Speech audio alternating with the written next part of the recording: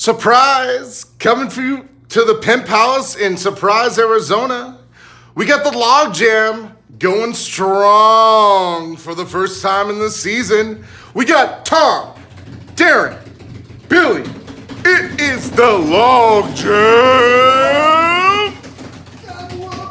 Welcome, everybody. Picks have been drafted, rules have been shafted, football time is here. How do we feel, fellas? I feel fresh. Yeah, I feel great, man. I mean, we've waited a long time for some real NFL games, not some, trying to figure it out preseason stuff. And here we go. It matters. Your lineups, get them set, because here we go. We're Holy ready to shit! roll. Thursday's here quick, guys. man, Like it's it's game gonna time. be. Oh my gosh, the Chicago Bears and the Green Bay Packers. Like there's some big names going that first night. Oh, buddy, it's been, you wait for this from the last time the game finishes last year. There's nothing quite like it. Yeah, at the end of last year, you're frustrated if you're a team like me, or you're elated if you're a team like Benner, or you got balls around your neck if you're a team like Ari. Either way, that all gets shed, and everybody's got a chance. And it's again like It's Christmas. go time. It's go time. It's time to sit or it's time to get. You know what I mean with all our rosters. And oh my god, I don't know, but my knuckles are getting white and. It's getting to that time where I'm spending too much time on my phone and just not enough time in real life. It is reset time. Everything does in fact drop except the balls that Ari has to wear at every meeting this year till the end of that game. So we're really excited about the live show format, giving us the opportunity to come to Surprise, Arizona, set up the show here in the offices of Pimp Palaces. Thank you for the conference room, Darren. Thanks for having us out. Absolutely. Thanks for making the drive. I know it's out here. You got to take the private entrance, but we appreciate you. And this is kind of where it happens, guys. A lot of times when you're texting me on Sunday and you're trying to rate me in a side deal, Ari, for Amari Cooper, whatever it might be, this is where I'm fielding those calls. This is where I'm making decisions. These are where the medals are hanging. Smells of rich mahogany and leather-bound books. Well, yeah, welcome. Traditionalist. It's a great place. Billy probably feels comfortable. A lot of Canadians adorn us. Billy, Darren, the Pimps have a franchise in multiple leagues, certainly. Certainly, and this is the only one that really matters. To some of us. This is true. Absolutely. Well, thanks for having us out. Speaking of surprise, the draft was full of surprises this year. Yes. I, for one, was surprised that Steve made the effort to come back home, but didn't text us back for an hour and a half, so we thought he was late and overslept. But what were you guys surprised about? I was personally surprised that Joel was late. I'll be honest, Joel's never late. Joel's an on-time, pillar, so that surprised me a little bit. But we find it for him. Yeah, child care. Billy, what were you I surprised was about? surprised Benner wasn't in Vegas. I was surprised Benjamin was standing at the end of the draft. I was surprised Benner didn't make the last 4 picks of his option of keepers in late rounds of a keeper league. I was surprised that Who's Your Daddy got to draft for Corey the last 3 or 4 rounds. I mean, I was surprised that Corey left early.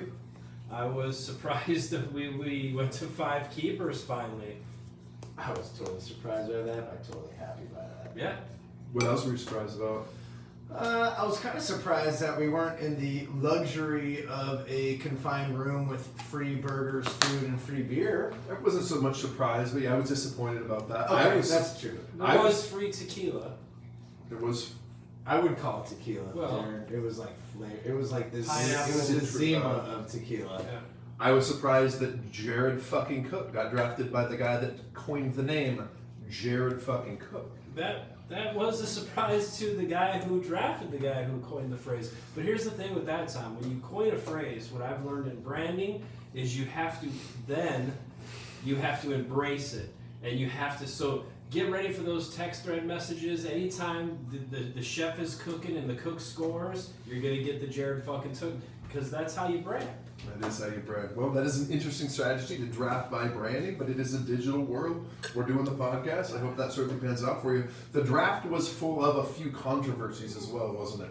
Oh my goodness, was it ever? We almost had chair throwing. There was almost some chest bumping. I thought it was going to be like 2 old seals bumping each other with their flabby chest skin everywhere. But it wasn't, because we tried to stay somewhat civil, but it was getting there. It was getting there, and I think what we're talking about here is most people were heated over the issue of Corey and the Cardinal sin being able to keep Lamar Miller, in this case actually drop Lamar Miller and retain a 3rd round pick, where he then made his team better in the draft and got Lamar Miller in this 16th round or Yes, something sir. now as a future 16th round. keeper. So I think the way it played out, people were just had a distaste in their mouth for the way that, and they vocalized it. But I got to be honest here, and even at the moment in the draft, I was trying to be a voice of reason to say one thing we do here in this league is we talk about it, we get it right, we vote on it, and we put it into action in the future. We never do it right then, knee-jerk reaction. We always ever prepare for it. The 5 keeper thing, we let you have time to draft that way, kind of. So I do like that about this league, that we fixed it, whether it be that or the fines or the hey, we can put a franchise up for vote if they miss meetings. I think there was a lot accomplished there. In fairness, I'm pretty happy that there's another team that can have a comparative move. I think this is akin to Michael Vick being kept as a keeper and sliding down around and be able to push a first round pick down. We changed that rule. That's I impressive. benefited from that the year I lost, so karma hits him. So I don't think it's going to help his team. I don't think he's going to win, but I think it will help us with rules going forward, with ad drops, with draft finality, with the Farrell rule. When can you start ad and dropping, Tom? I thought once the teams were entered after the standard draft is when I thought ad drops were first available to everyone. That's a good point. Ari made the point that sure ad drops could be happening, but you can't add between the keeper draft and the actual draft. Right. If you want to say that you can drop, that's fine to me, but I believe that pick, he used the 3rd pick of the draft to pick that guy. I don't know how he gave it back to him. I guess in fairness, it happened. He was already missing one Cooper. I hope it wasn't a sympathy vote. It felt like it might have been, but I think the consensus might be on the same page that. And I think this is, again, what I was just saying. This is something that we're all giving information to each other about, talking about here on the podcast, so we can be ready for that mid-season meeting of, hey, what are we going to do moving forward to fix this issue, to be a better league. It's nothing against Corey. It's nothing against his Cardinals thing. It's nothing about whether he's going to win. It's just, hey, how are we going to deal with this moving forward? We've always done it in the past with Preston, like you said, so I think that it's obviously going to be addressed at the mid-season meeting. Absolutely. I think the pick was marred, physically. And henceforward will be the Lamar pick. Another thing a rule that we probably will fix, I think we added the fine for being late. Mm-hmm. I think at the next meeting it is obvious that we add a fine, at least a $20 fine for early departure. And then define what that is. When you're done drafting, yes, you're allowed to go, cool. Or you pay a $10 fine at that point if you want to leave before the draft's over. But it's $50 if you just unexcused bounce out, or some kind of logical. You're done drafting at that point. You can kind of go, we'll call it the Benner rule. You don't want to draft anymore, so you're done. Yeah. You can't give your draft picks to someone else, who's your daddy, because they now have a in to what you want to do, and maybe can change their draft depending on what their status is in the order, right? So that has to be done. If you need to leave early, we get it. We're totally cool with it, but there's ramifications, man. I think I agree with that. I think if you want to leave, you can leave anytime you want. You've got to arrive at a specific time, and we find that we could address it if you leave. I get that could be addressed for sure. I don't think you get to leave whenever you want. I think you get to leave in the draft order. I think it's pretty clear that once you're done drafting, your draft is over, and then you get excused at any time. Sure. But I think that A, there should be a fine, and B, he's right. The Farrell rule, when Corey gave his picks to Tom Farrell, sure, we trust him. He's a great guy. I'm sure he didn't do anything untoward. I'm sure he didn't want Lamar Miller's injured corpse. But Corey did, and it did. It's possible that affects what he does. Any guys on that list? I just think moving forward, this is not an auto draft league. This is not a handle list league. No. This is you via text or Skype or another method communicate with our commissioner and have it set up ahead of time, and that's how it goes. And again, something that we will address at the mid-season meeting in a format of voting on. But again, I agree with both of you by saying if you leave the draft, you're forfeiting those picks. You can work at the waiver wire, do whatever you want to do at that point. But having another team draft for you, taking them off the board for other teams, because I think this, again, will be something that's addressed at the mid-season meeting. And it sounds like there's going to be quite a mid-season meeting. Yeah, it always is this time of year, boys. One other controversy before we get into the general takeaway from the draft. Two of us on the LogJam here might have issues with the new ESPN format. I'm not really a big fan of the new app myself. I don't like scrolling through it's three clunky. screens to get to my team. Yeah, it's just it's weird. Their advertising is right. Just change a little bit. Maybe we're old and stodgy, but maybe something we talk about. I know it houses our history, but we have our history in a ton of places. Well, we do. We have our history there, and I guess the one thing that I don't like is even when I go onto my web browser, it automatically sends me to the app, which I'm unhappy with the modifications. So I can't even figure out a loophole around the shitty I don't even know what modifications. the Make that three of us on the Yeah. LogJam have issues. I don't know what the rest of the league feels. Maybe that could be our poll this year on this Ari, week's we're site. not blaming you, but we are blaming you. We're pretty just much. putting it up for We're just discussion is all we're Well, doing. no, I think this is something Ari could have controlled at some point. At some point, you should have got out of the settings and figured it out. He's just lazy. I mean, maybe a rule changes. Maybe the commissioner doesn't take that cut and get his things paid, or maybe we might have taken that away 4 years ago. It's hard to keep track of the rules in this league, but they are fun, guys. What were your general takeaways from the draft, like from a football standpoint? Mine was that quarterbacks really didn't matter as much this year as they have in the past. Running backs did. There was a lot of receivers, but I think that, you know, watching Joel in the offseason acquire picks and moving for, and then looking at the draft, I think what I loved about the draft and what I learned about the draft is that it's such a big part of the season. There's the acquisitions, there's the trades, but the draft, no matter if you have the picks, it's like it's a third of what we're doing pretty much. And you either handled it well or you didn't, and we'll see as we move forward. I'd call it 2/3 because it's only 2 of the days we actually are required to hang out with each other for most of us. It was pretty fun. It was a good time. There was a lot of shifting of players as I was part of that kind of thing. But I feel like this week we're probably going to have a preview of the Super Bowl matchup. Huh? We'll get to that in a minute. Nostradamus. That's called foreshadowing in the business. Another takeaway for me, I think going to 5 keepers. I know it changed my draft strategy. I think it affected the draft. I think people are conscious of some of those things. As long as you drafted in the last couple rounds. Again, I think that could come back to bite a franchise in the future. But he might have the 4 best keepers in the league, and it doesn't matter. He's got 9 guys. You know, maybe. Well, and I'll say this: when Chris was at the draft, it was like, well, I'm just not going to pick. I'll work on it in waivers. When waivers did go off and players were available, I gotta, dude. He did very well. There's a lot of people there. It's a 10-man league. You know, so just because he plays the game different and maybe we don't admire that style doesn't mean it's not effective. You know, so I should have drank more beer. I don't know. Let's wait and see what we talk to the champ. Couple of Bloody Marys. We are talking about the champ. All right, we are going to add a segment this year, and it is the year-long picks. We're thankful to be sponsored by Coors Light. They gave us a 12-pack for the whole season. It's a 30-pack. It was a 30. It was a 30, but It's a boat. over the course of 17, it's like 1.5 each. But thank you, Coors Light, for sponsoring us.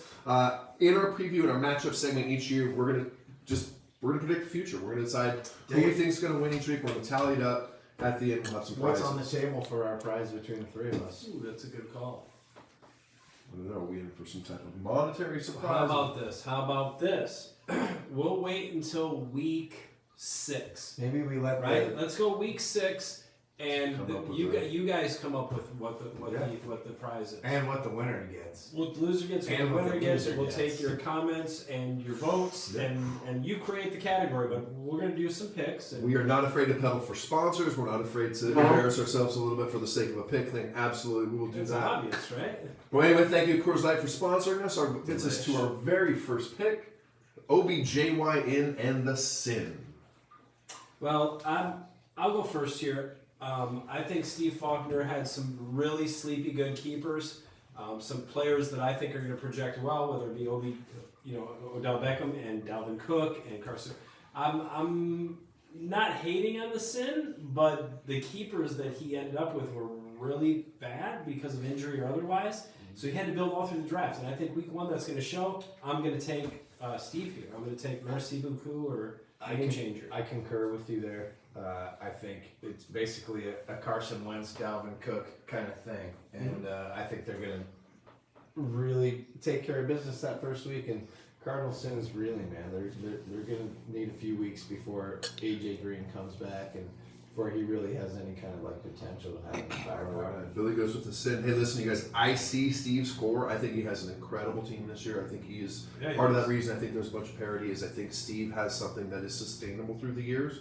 But I'm going the other way on this. I think Corey, I mean, obviously Christian McCaffrey starting off, I think is your next matchup. I think that backing into like a Devin Singletary and then the subsequent loss of Lamar Miller, who knows what all pans out, but I'm going to put my flag in the sin this week. That brings us. You're gonna put your flag in the sin this week. I guess that's what we're going with. How Absolutely. big's your flagpole? Deep. You have to. It's a good thing. It's not Canadian. That brings us to Confuse and Daddy, the battle of the shared fallopian tube. Who you got, Billy? Wow. Man, I gotta take the daddy. He's projected as, I think Ari says, to be our champion, or at least second place. So I'm gonna go with Ari's prediction. I think Saquon Barkley is gonna just ride that pony all night long. Jared Goff just signed a huge extension, and you know he's got my man Phillip Rivers too. So I'm never gonna say no to him. So I'm gonna take Daddy in a route actually. I think you look on paper here. I think definitely that Daddy would be the favorite, not only maybe to be finish in first place, and we'll see how it goes, but definitely come out of the gates week one.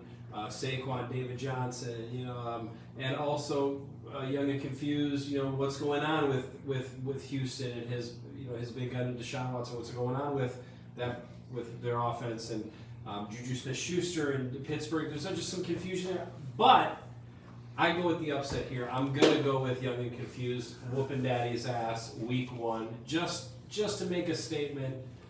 I'm gonna go with Young and Confused. There it is. Just for the record, Billy is using his Coors Light bonus point on this. So he gets 2 points if Daddy wins this matchup. Again, I don't know if it's last or I'm just being the contrarian, but I'm going to go with Young and Confused in this matchup. I think you got James Conner. I think you've got a few things that he can do. I think he has an explosive team in any given week. I think in any week, almost all of these matchups tend to be close and go a little bit this way. I just think it's going to be his week. That brings us to our matchups. We're not playing each other. No.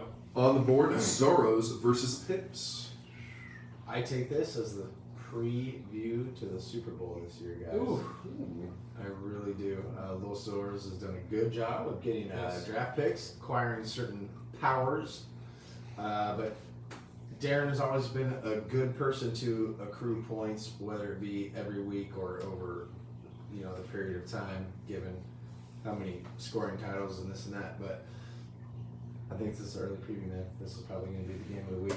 You want me to go first since it's your squad? I wasn't prepared to do that, but I'll go anyway. All right, go ahead.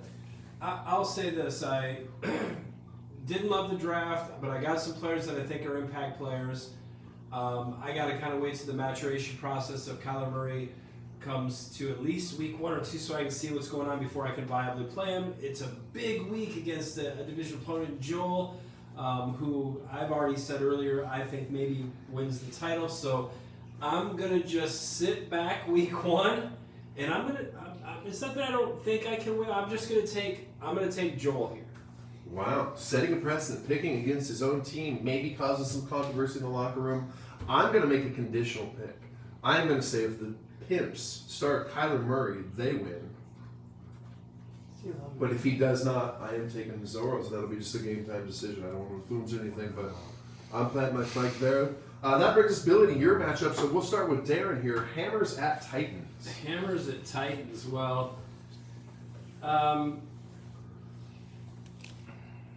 Billy had some hard luck with some of the off-season keepers, with Melvin Gordon and the trading away of Devontae Adams and that keeper. So, but I still think Poway is going to win here. It's not that I don't love Ari's team. I just think, again, he sometimes picks players that need time to grow. Maybe Alvin Kamara, if Alvin Kamara puts up 42, he's got a bad matchup with Aaron Rodgers against the Bear. I'm going to go Poway. All right. I see too much star power on the Titans side. I see a Hammers team that's a little bit suspect at receiver up and down the roster. I just think there's just a little more engine behind the Titans. I don't think they're necessarily a better team over the course of the year, but I think in this matchup that I have the Titans. The last time I predicted I was going to win on camera, I lost, so I'm going to go ahead and predict I lose. Okay, so there we go. That's 2 for the record. Yeah. It sounds like it might set a it's precedent. crazy. It's going to be something that you have to take into effect for the Coors Light matchups all year long. Absolutely. Speaking of which, that comes to my matchup with the defending champion Fury at the Avalon Avengers. I have no respect for this team. Mahomes is going to be your problem, though. As Russell Wilson, man, it's going to be all right. Are you going to start Tom Brady? Who's your man? Who knows? Got some options. I think you're gonna pull this one out, Tom. I think this is gonna be your year of your second championship. Ooh. The guy that predicted a Pimp Zorro Super Bowl also predicts a second championship for Emma. So we're just going to be keeping track of year-long predictions as we go along. I'm going to put a rider, as you did earlier, on this game. Ooh, all right. Okay, how about this? If Zeke signs, I'm taking the Avengers. If Zeke doesn't, I'll go ahead and ride with the Fury on this one. That's the Zeke clause. It's a $90 million extension clause. Over a number of years, who knows what that money is. We're just going to focus on the players that are on there. We think we have some running backs. We think we have a chance. I'm going to pick the Avengers in this one. Bold. Well, Tom, for the record, has picked his own team. You and I picked against our team, so we'll tally that up and see with the LogJam curses whether you want to pick your team or not. Absolutely. We'll see. We're going against the fake. Hey, guys, this new mobile podcast, we're loving it. It's been a fantastic time. We are set up in Surprise. We've been at the Stilton Studios. We're away from Avalon. We could come to your franchise. If you want to come to your stadium, we can set up in your boardroom. I think it's about like $50 a piece. Yeah. It's not just three of us. There's another gentleman named Kevin Cruz behind the camera, so that's. And we have an $200. we have an IT guy, and we can negotiate. We're pretty much available for anything you want. We can do kids parties. We've definitely done bachelorette party. Draft parties. We've done all kinds of those events. So we're available. Get at our agent and email us, and we'll. Absolutely. We'll get you with our sales department. Just follow that link right below there. We can set up anywhere, anytime. Who's got the pepperoni, bro? Well, except for Dave and Buster's. Oh yeah. I mean, knock on wood if you're with me. Thanks, fellas. We out. Good luck.